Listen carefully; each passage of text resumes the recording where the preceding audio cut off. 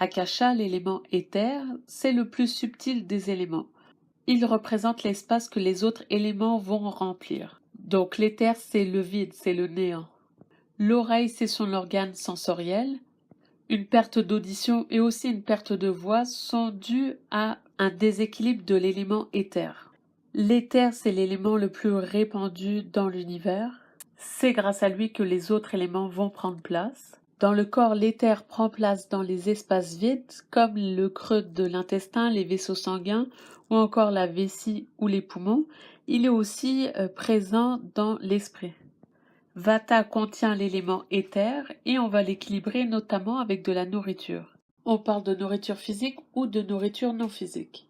Dans un cas de déséquilibre Vata, on ne va pas juste s'occuper d'alourdir le corps physique, mais il faut aussi alourdir l'esprit. Donc nourrir l'esprit pour équilibrer l'élément éther est très important. On nourrit l'esprit avec la méditation, l'apprentissage ou encore la gratitude.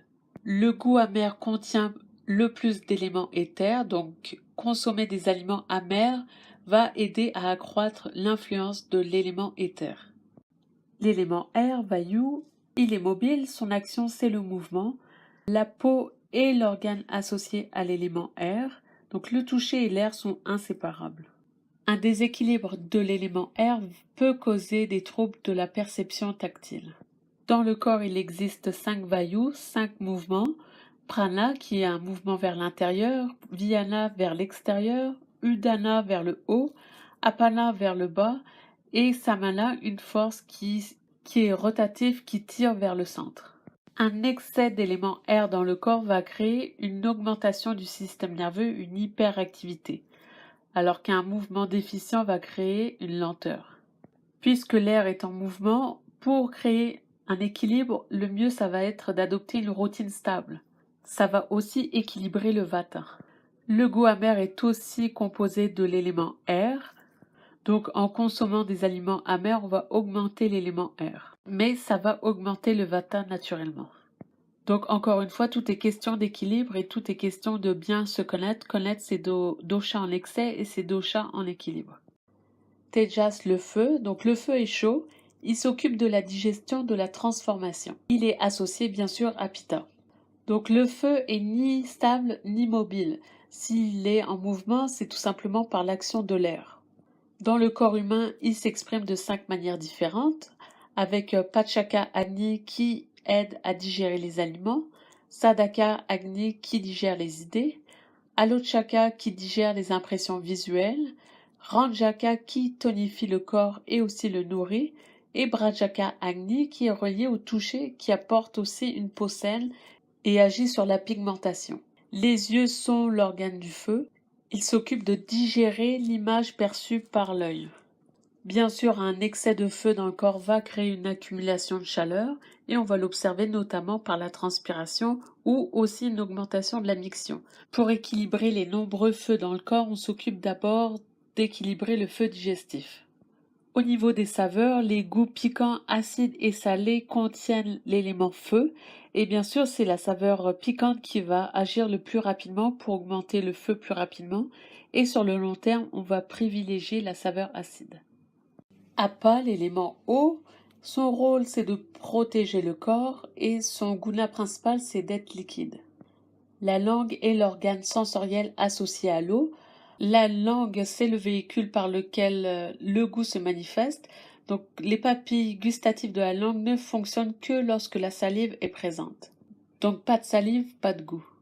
Dans le corps, l'eau s'exprime de 5 manières différentes. Donc, ce sont les sous-doshas de Kapha. Bodhaka Kapha, qui est l'eau qui protège la bouche contre les actions de la mastication.